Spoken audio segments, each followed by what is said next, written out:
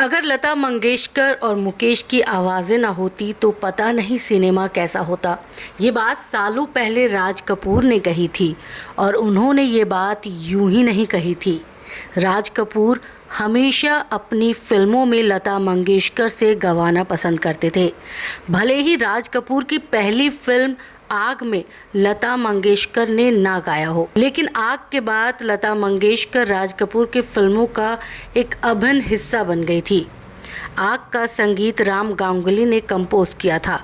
पहले तो राज कपूर की दूसरी फिल्म बरसात का संगीत भी राम गांगुली ही कंपोज करने वाले थे, लेकिन बाद में राज कपूर ने राम गांगुली की जगह शंकर जयकिशन को बरसात का संगीत तैयार करने की जिम्मेदारी दे दी।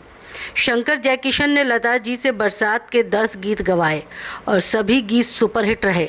उस वक्त राज कपूर की टीम, जिसमें मुकेश, शंकर जयकिशन, शैलेंद्र व हसरत जयपुरी जैसे दिग्गज नाम हुआ करते थे, लता जी भी उस टीम का अहम नाम और चेहरा बन गई।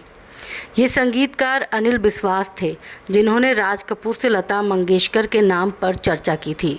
कहना चाहिए कि अनिल बिस्वास ने ही राज कपूर को लता जी से मिलवाया था। एक दिन अनिल बिस्वास ने राज कपूर को अपनी एक रिकॉर्डिंग में बुलाया। उस दिन लता जी ही अनिल बिस्वास के लिए एक गीत की रिकॉर्डिंग कर रही थी। उस दिन राज कपूर ने लता जी को पहली दफ़ा सुना था। उन्हें लता जी की आवाज़ बहुत पसंद आई। उन्होंने तभी फैसला कर लिया कि वो अपनी फिल्म बरसात में इस गायिका को गाने का मौका देंगे। बरसात के गीत कितने हिट हुए थे ये तो आप सभी जानते हैं। बरसात के बाद आवारा और श्री 420 फिल्म आई और लता जी के गाए इन गीतों के गीत भी बढ़िया चल पड़े। राज कपूर लता जी के इतने कायल हो गए कि वो कहते थे कि अगर उनकी फिल्म में लता जी का गाया कोई गीत ना हो तो ये वैसे ही होगा जैसे किसी बड़ी सी फिल्मी कहानी में जरा भी जान ना हो।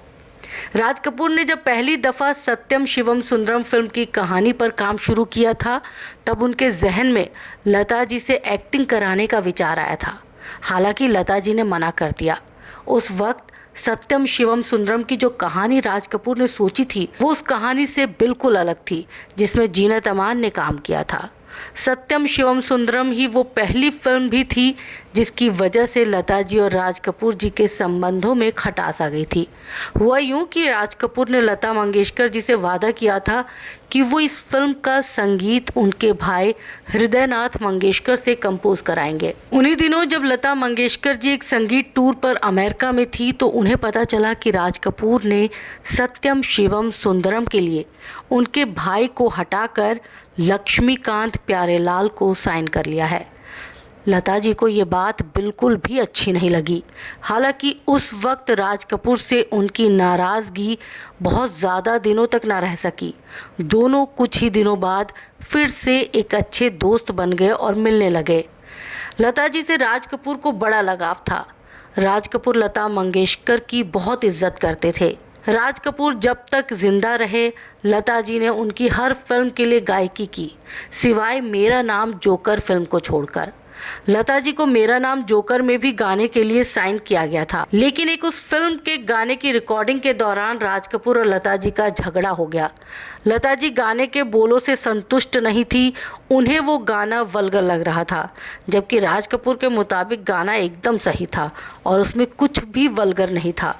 लता जी ने वो गाना रिकॉर्ड करने से इनकार कर दिया और स्टूडियो छोड़कर चली गई।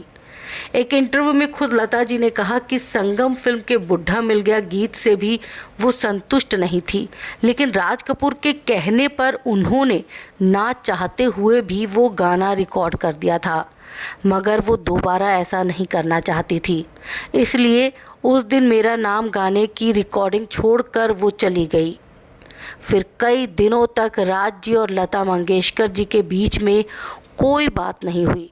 कुछ दिनों बाद जब राज कपूर ने बॉबी फिल्म के लिए लक्ष्मीकांत प्यारेलाल यानी एलपी को साइन किया तो उन्होंने शर्त रख दी कि लक्ष्मीकांत प्यारेलाल जी को लता जी को बॉबी फिल्म में गाने के लिए मनाना पड़ेगा। क्योंकि लक्ष्मीकांत प्यारेलाल जी से लता जी के संबंध उस वक्त बहुत हद तक बेहतर हो चुके थे, तो जब उन्होंने लता जी से बॉबी फिल्म में गाने को कहा तो शुरुआती ना नुक्कर के बाद लता जी मान गई।